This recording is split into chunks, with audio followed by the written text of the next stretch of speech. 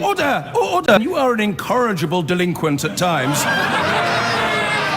Behave yourself, man!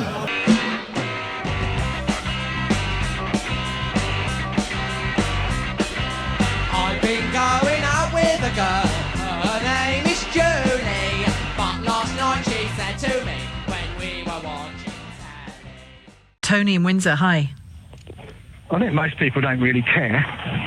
The only people that seem to care is the people who want to destabilise the government, and they're sort of going on about it ad nauseum. You don't see any. You don't see any difficulty in a minister having meetings in Israel. Technically, there's some grey areas. Obviously, I wouldn't admit it. It doesn't look very good. But the country's come to no harm. Nobody's in danger.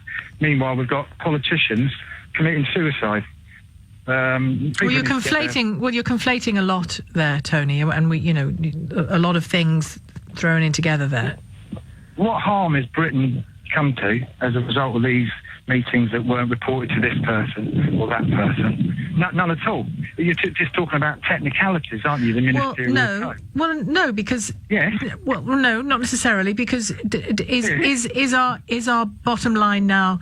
We only, has Britain come to any harm? That there's such a thing as doing government the right way, isn't there? Years ago, you wouldn't have known about this. These things probably happened 15, 20, 30 years ago.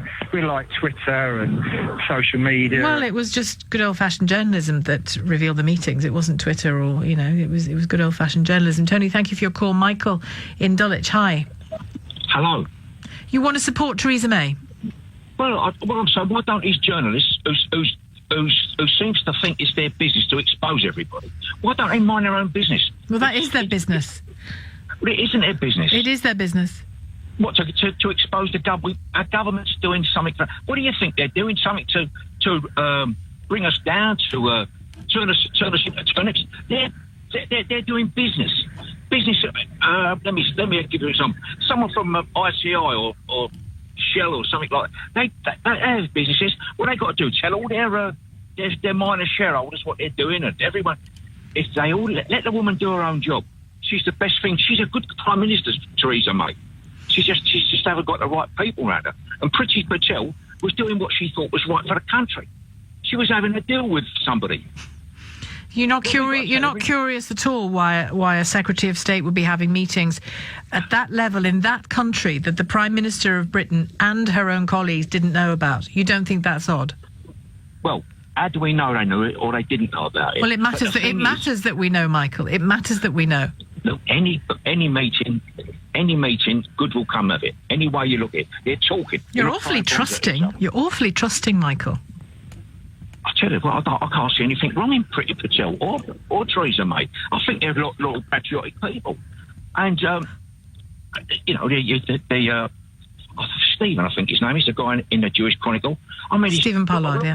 Look what I've found out. Look, let's talk about it. Well, that's what journalists do. They find things out and they talk about them, and then they invite people like you to come and talk about it too. It's how it works. It's great fun. Thank you, Michael. Michael in Dulwich. And Martin has called from Harrogate, North Yorkshire, to kick off, really, our debate. We spoke to Stephen Doughty, the Labour MP for Cardiff South and Penarth, who very much wants these Brexit impact papers to be revealed almost in full. He understands there might be need to keep some elements of it under wraps, but not many. Do you think it is a wise move to make so much of the Brexit impact studies, such as they exist at all, she said cynically?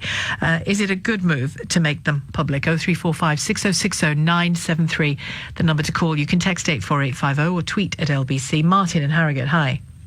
Hello, Sheila. Do you think it's a wise move to reveal them? No, I don't. And I think people should get 100% behind Theresa May. I honestly, truthfully do. I think she's doing a fantastic job. I think what's gone on with the two members of her cabinet has gone on. Fair comment. People have their thoughts. People have their own Which two comments. you're talking about? You're going to have to narrow that down for me. Fallon and Patel? Yes, indeed. Okay. And Mr. Johnson. Okay. Yeah. And pure and simply, but no, I think that we should unite. We should get behind Theresa May. We should let her see this through. The only thing that I'm not for is a transitional period. But according to a poll that was done yesterday or in the last couple of days, more people now actually would vote for Brexit than ever before. But there was another poll in the Telegraph, Martin, that said that confidence in Theresa May's handling of Brexit is at an all-time low. Thank you for your call. I will keep it brief, if I may, Martin, because of the crackle on that line. Just before I speak to Danny in Leeds on this question of whether these Brexit impact papers should be made public, it's worth remembering what the Bank of England Governor Mark Carney, I know to many of you listening that is the worst possible name I could have thrown into the mix, but there you go. He is the Governor of the Bank of England, and he said over the weekend that the UK economy should be booming, was the word he used, but the Brexit and concerns around Brexit are holding it back. He said, we're seeing business investment is picking up, but it hasn't picked up to anything like the extent that one would expect, given how strong the world is, how easy financial conditions are, how high profitability is, and how little spare capacity businesses have. It should be booming, but it's only just growing. And he says that Brexit is the most important investment destination that businesses have, and they need to know the transition and the end state. So they need to know the detail, not just you and me, not just parliamentarians, but the businesses need to know the detail of the impact that Brexit is likely to have on their sectors. So it's very much a yes from Mark Carney about making things as clear as possible, as soon as possible for businesses. Danny in Leeds, do you believe that releasing these papers is a good move? No, not at all. It could actually, there's sensitive information within those papers, and they have been going since we actually triggered Article 50. So they're all mainly out of date because they keep updating them. And if they sent them out to people, because that bloke from Labour was saying that, everybody should know, how many pieces of paper are we going to be sent through the post, and how much is it going to cost? And will we understand them? Oh, Danny, it's not, but it isn't about these papers being sent physically to us in the post and the cost. I think are you thinking of the time we did all get that thing from the government during the referendum campaign with a little list of what Brexit would mean? Is that what you're thinking?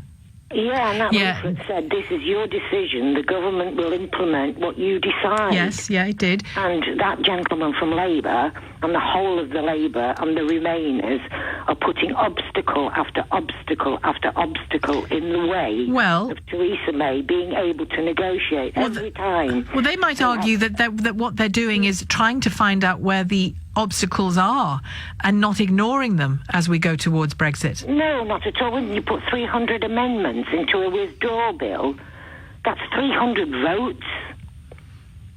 I mean, it's absolutely ludicrous. These are high-minded bureaucrats that are telling voters that we can't be trusted with our own future. Well, an MP isn't a bureaucrat. An MP is your elected representative in a parliament. No, is one's elected representative in a parliamentary democracy. And all people like Stephen Doughty are saying, and many others in Parliament, is let's look at what the impact of this will be in our economy and make decisions to mitigate the pain, mitigate any damage. He's saying stay in the single market, stay in the customs union. How many times have the EU said that the 4 pillars are indivisible? OK, Danny, thank you. Danny in Leeds, she is not having any of it. Brexit means Brexit. We don't need to see the impact papers. We just need to leave.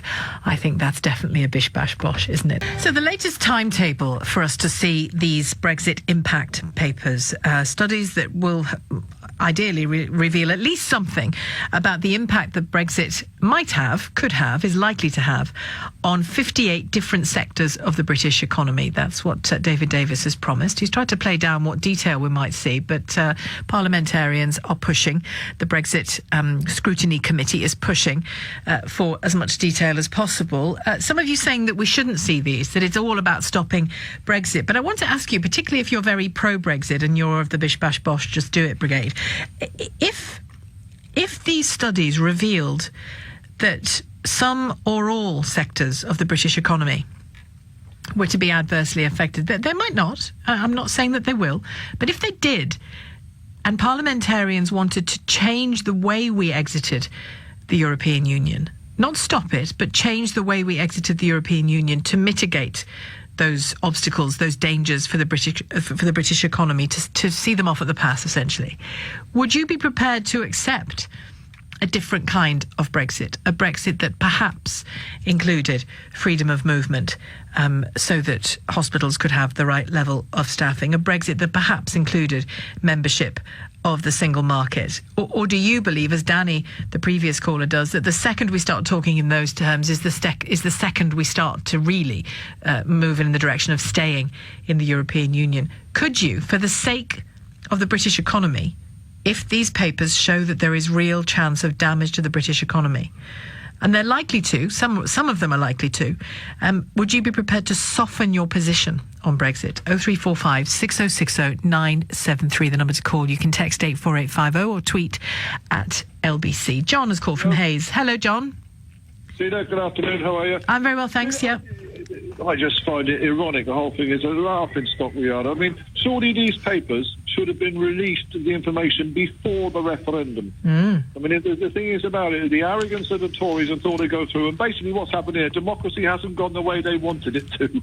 So we're getting these now. It's all trying to reverse it. Theresa May blagging them. But I think they've all been exposed for what they are. A load of shysters. As soon as they get rid of them, they're better, Sheila.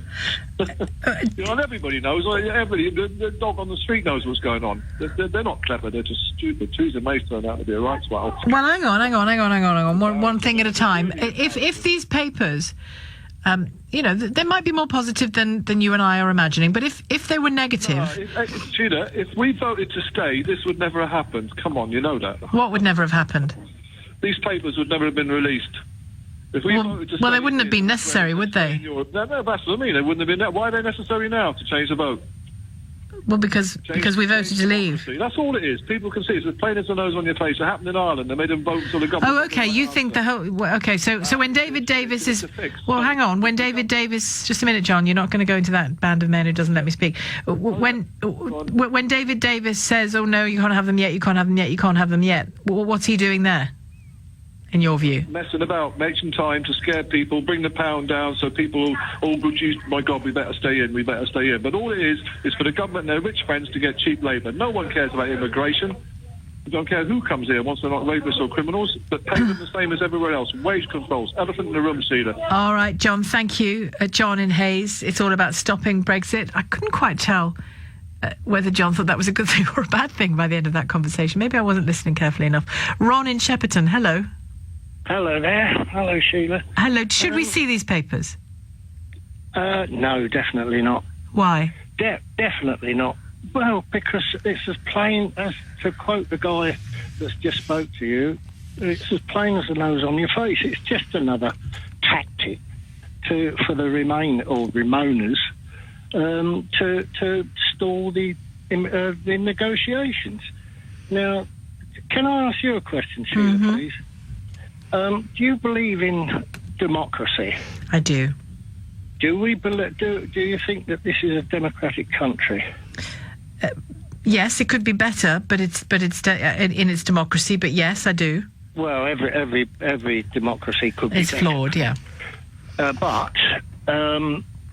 So why is everybody, or why are the Remainers still wanting us to keep in the least democratised system in the world? Yeah, that's your argument about it. That's clearly how you would characterise it. But just to be clear on, you know, I have never hidden that I voted to remain in the European Union, and I would rather that we didn't leave. But the reality is, I would still very much prefer, when we do leave, for it to be a good experience for the British people, for not one job to be lost. So if I'm sure genuinely, and so if the to steal a term that Sir Christopher Mayer used about his position is similar to mine. He described himself as a pragmateer. He is, he's prepared to accept that Brexit's going to happen, as am I. If something came along to make that not the case, I'm not going to lie to you, I'd be pleased. But I would also rather Brexit happen well for this country. And I do think there are too many people who just say, oh, whatever, as long as it happens. Well, whatever, as long as it happens, is no way to run anything. It's no way to run a party, as in a fun party, a birthday party, let alone an entire nation's economy. I totally agree with you on that. But on the same token, it's no way to run negotiations by the media.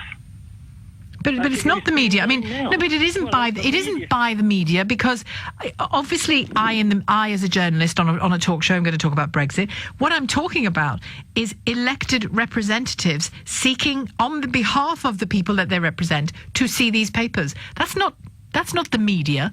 That's democracy. Well, up to a point. No, totally. Not up to a point. Totally. Well, no, I'm sorry. I up to a point. This country survived 1974 years before we went into the EU. And when we went in, it was it called the EU then? It was a common market, a trading agreement. Now, this is how democratically the union runs. Is we've gone from a trading agreement to almost a federal state with no vote on that.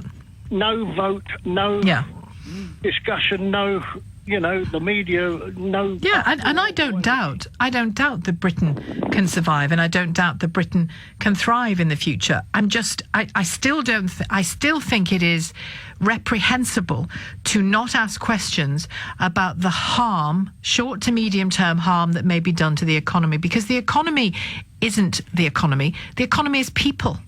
So it is completely wrong not to discuss what obstacles might get in the way of the people of this country thriving after Brexit. It's a normal human thing to do. And for people to say we shouldn't do it is to not care about their fellow citizens. Oh, no, don't get me wrong. Yes, question, but don't try. I'm not accusing you of this, but don't try. Everyone else is. Sorry? Everyone else is. Oh, dear. No, question everything. Absolutely, perfectly right.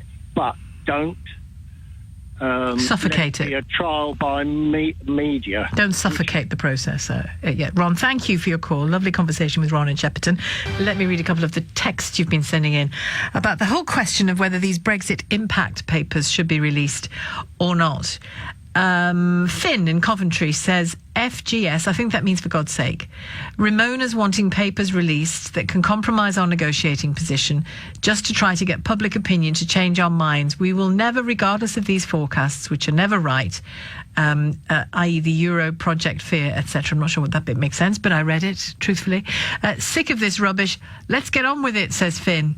Bish, bash, bosh. How long does the very close EU vote last year remain the defined will of the people? We don't have one single general election, then stick to that result for decades, regardless of changing public views. It's not anti-democratic to change course when the majority opinion changes, says Julie in Suffolk. It's very important that you correctly measure that majority opinion, though, isn't it, Julie? And it was measured during the referendum. Nick in Harlow, hello. Hi, Sheila. You believe they should be released? Yes, I do. Just a bit of background here. When the subject of the referendum first came up, I was quite a Remainer. And then I ran my own impact analysis on each particular sector. And I swiftly changed my opinion to go, no, we should leave, actually. So I have run these analyses myself because that's what I do in my professional life. And ultimately, whether they were released or not, I didn't listen to so-called experts telling me one thing or the other. I ran the numbers and I thought, no, this is actually a good thing. So I changed my opinion and I said, let's go. You ran the numbers. Gosh, how did you do that? Quite quickly. Yeah? No, numbers aren't my strength. Talk me through it. Well, we're going to take a bit of a knock at the end of the day. Economically? Yes. Should the EU not play ball, then we are going to take a bit of a knock in the short term. But if they are wise, if the EU is wise, then they'll go, okay, let's talk. But running the numbers, I've done these impact analyses already, so I don't need them to be released. Have you told David Davis? He might find them useful. No, I haven't spoken to Mr. Davis. But I have run them, and at the end of the day, my analysis is, yes, we are better out than in. And, by the way, slightly adversarial here. This whole bish bash bosh thing, I think is a bit,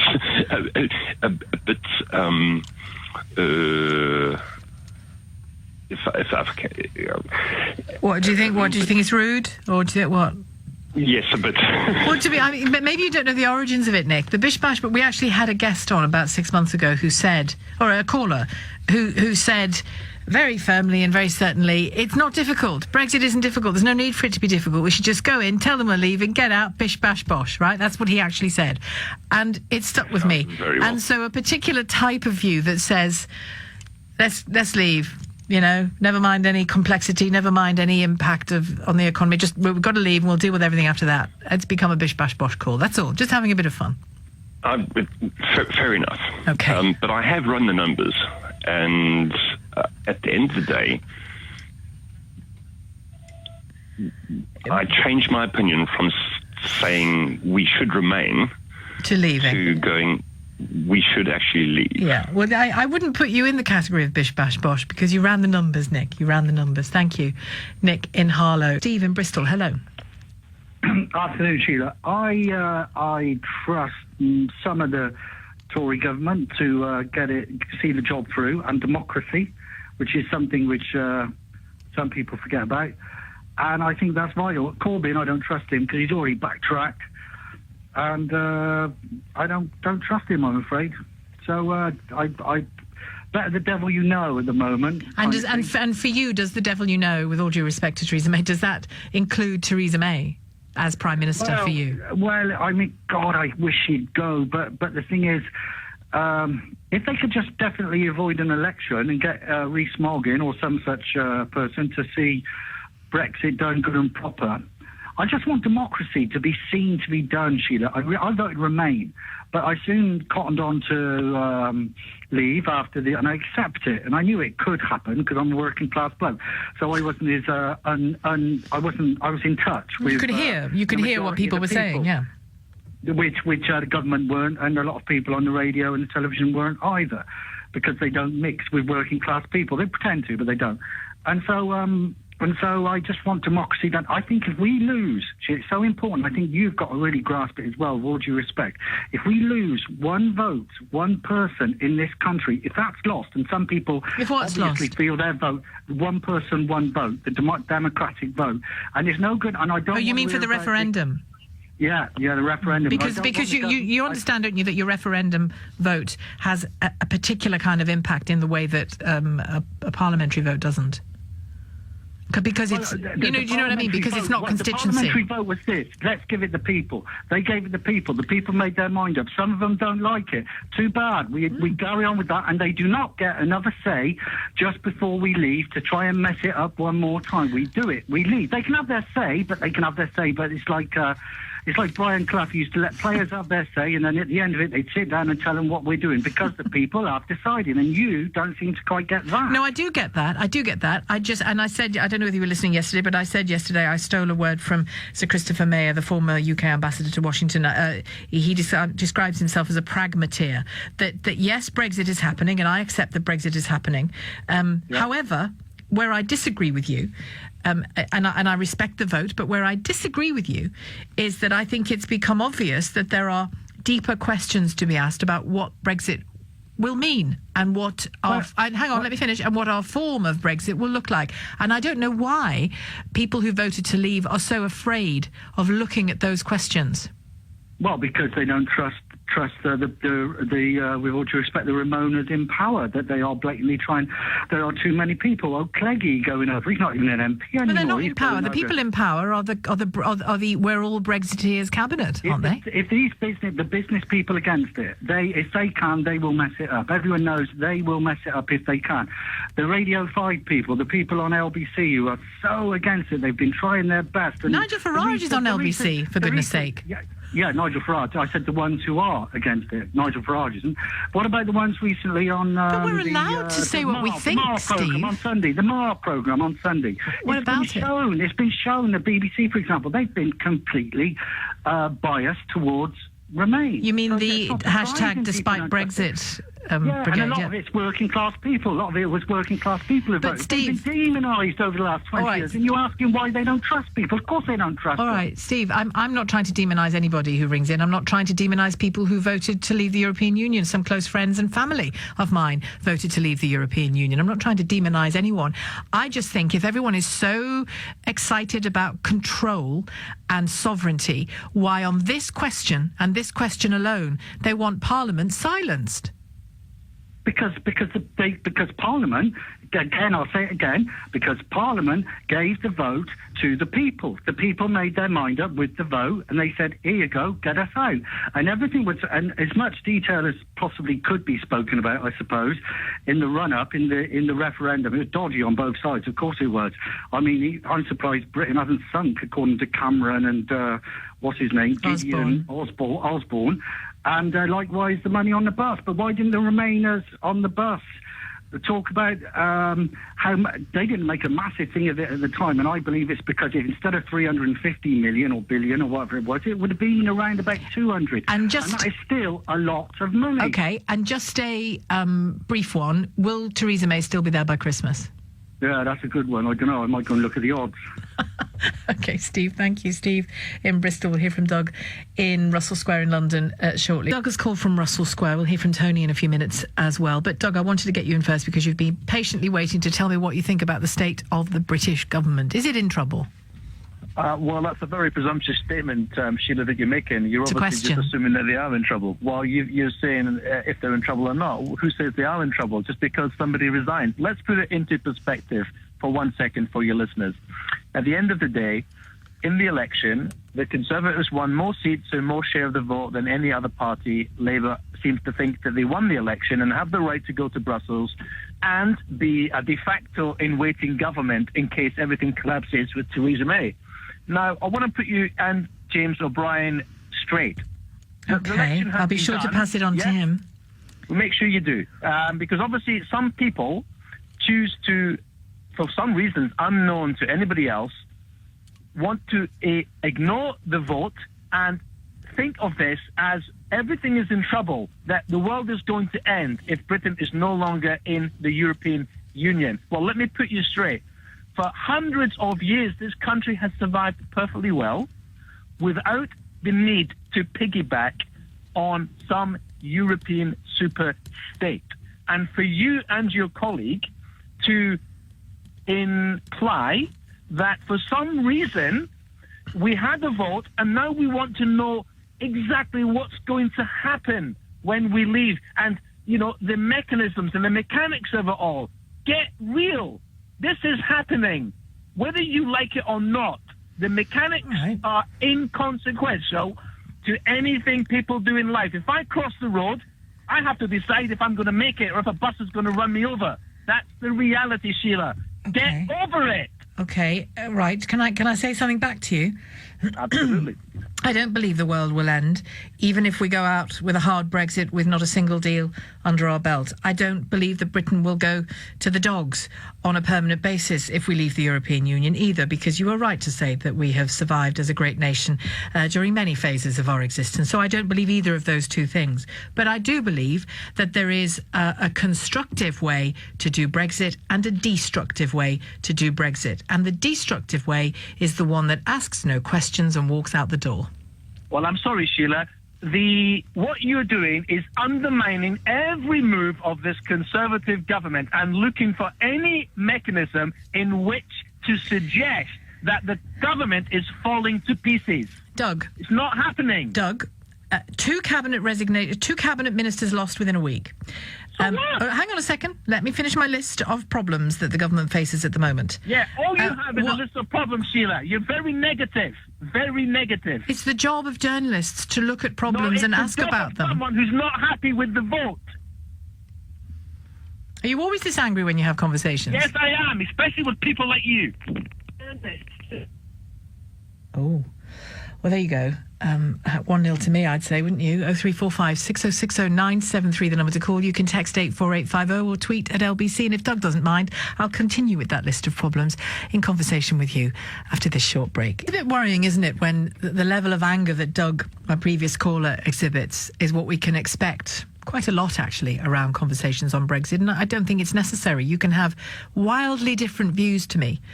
And I can have wildly different views to you. And we can thrash them out. That's the whole point of a programme like this.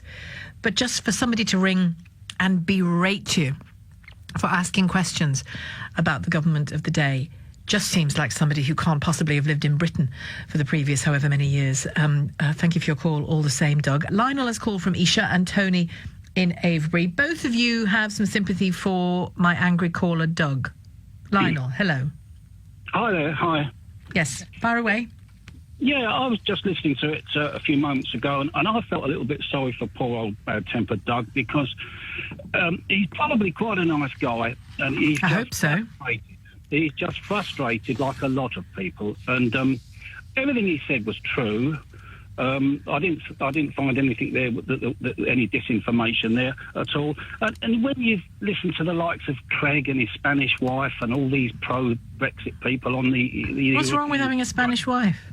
Well, because they're all so pro-Europe, and all these... They're allowed, aren't they? Doug and you are allowed not to be, and they are allowed to be. Well, because she's pulling his strings. But it's the gravy train. It's the gravy train. And we're all being run by the Germans. We know that. We know that. There was a Freudian slip on the television a couple of months ago. One of the presidents was talking to a journalist, and the journalist said something, and she said something, and then one of the presidents said, "Oh well, we'll see what Mrs. Merkel says about that." But it says it all, doesn't it? We're run by the Germans, and it's frustrating that people don't believe in democracy. It was a democratic vote, and democracy rules. No, but Lionel, I agree with what you're saying about democracy. Absolutely, it should rule. But isn't democracy a constant asking of questions as well as voting? Isn't that democracy too? No? Okay. I don't really think it... When there's something like this, and it was just a shock vote. It was just a shock vote. And a shock vote? It was the vote. It was a shock vote. The result was a shock to a lot of people, and not to everyone.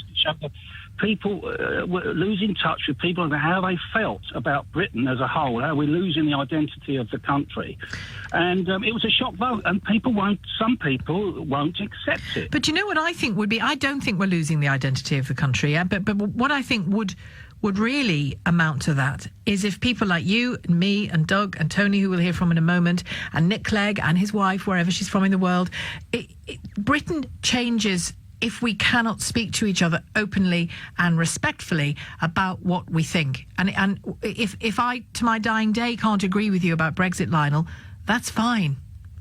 Well, look, it took, I think, 18 months, 2 years on the run-up to the election. There was enough said. About the vote. It went on for a long time, and everybody discussed it, and at the end of the day... And were you for leaving right at the beginning, or did you change your view during the campaign? No, this is mainly about giving a support to Doug. I could understand his frustrations and his bad temper and him putting the phone down, because it's like banging your head on some of these people that want to stay in. We voted to go out, and that's the end of the story. But Lionel...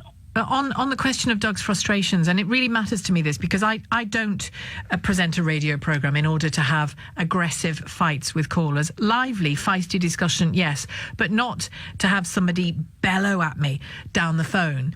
All he was... but listen, all he was shouting about was my right to disagree with him. He wasn't shouting about detail of policy. He was shouting about me disagreeing with him. That's dangerous. Yes, I do agree there. I do agree with that. But I didn't hear the whole conversation right from the very beginning. But I just felt that I wanted to support him, and I understand his bad-temperedness. That's all. Okay, no, and that's nice that you have. And I understand his frustration. I understand frustration politically when you see something happening that you think is the wrong direction or is against your vote. Of course I do. It's still no reason to ring someone and berate them. That's all I would say. Lionel, thank you. Bill has called from Faversham. You appreciate a good hard date, Bill? I certainly do. The way I look at it, I was quite relieved, actually, because it's kind of, we're leaving our small house and we're leaving on that day to get our nice big house, and at least we've got a deadline. Anything important has usually got a legal deadline. You know, when people have their decree nisi, when they're going to move house, whatever, it's always got a deadline. Now they can start doing the small print, but it's had to be decided so that we can actually move on with things, because otherwise these people could be bumbling along about, can we have another vote? Can we do this? Can we do that? We've had the vote, that's done. And, even if we had another vote and it went the same way, they wouldn't respect that, because it's all the usual suspects, the Blairs, the Campbells, the Soroses, and so on and so on. When you say they, do you mean people of influence, or do you? Because I would accept. I accept the vote now. I don't like it one bit, but I accept it. I think ordinary people do, but the trouble is these people think they're all cleverer than the rest of us. Do they? Their media, they do. They certainly do. They think we're plebs, basically. What evidence have you got for that? What evidence I've got for that? Because the way that they talk about people that voted for Brexit, they're racist, they don't understand economic matters, they don't understand the EU, and it's actually quite sort of insolent of them, the way they talk about the people that voted for a particular thing, and they don't like it, and they think they're the clever boys, and that things didn't go their way. But you know what? People have gone off experts. It doesn't matter what experts you wheel in. Experts said that Hillary Clinton would win by 23%. She didn't. Experts said we'd be drowning in acid rain from the 70s and 80s. We aren't. I think people should be... It's like the wisdom of crowds. Just trust the way the voters voted, and it will work out. OK, Bill, thank you. Bill in Faversham. I just must read this text from Jonathan in East Dulwich. It's extraordinary. He thinks I'm being seditious. Sedition. Crime against the state. Sedition. Here we go again, Sheila. Your completely biased preamble after your interview with Mr. Cash and Mr. Street in characterising the debate in terms of Eurofanatic versus well-versed expert. Well, it's the same person I'm talking about when I say, is Lord Kerr the Eurofanatic that Sir Bill Cash is suggesting, or is he a well-versed expert presenting a reasonable point of view? That's the nub of the conversation that we're having. But apparently, it's seditious. And Jonathan in East Dulwich thinks there should be some kind of legal challenge against me for having this conversation. How terribly reassuring. Alan has called from Poole in Dorset. Alan, you believe Lord Kerr is making a cynical intervention? Hello, Alan. You're live on LBC. It is Sheila. Hi, Sheila. Yeah, sorry. You've made several claims, bogus claims, I think, about the sovereignty issue, and you seem to trot that one out whenever you have a Brexiteer on the radio. Well, my caller did mention sovereignty, so I followed that line of conversation. Yeah. No. I mean, it's a clever trick, and well played. But what it is... Well, it's not a trick. I'm sorry, Alan, it's not a trick. The caller mentioned sovereignty, and so we discussed sovereignty, and I disagreed with him about what it meant. OK, right, go on. OK. But the fact is, Sheila, that the political class of this country have railroaded the British people into a European, or what is becoming a European superstate. They've never had the opportunity, because all the parties are unanimous in their view on the European Union. The British people have never had an opportunity to express their view properly through the ballot box.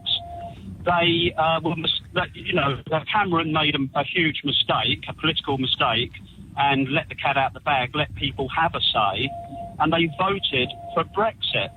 And now what we're seeing is the entire political and media class wriggling like worms on the end of a hook, trying to subvert it.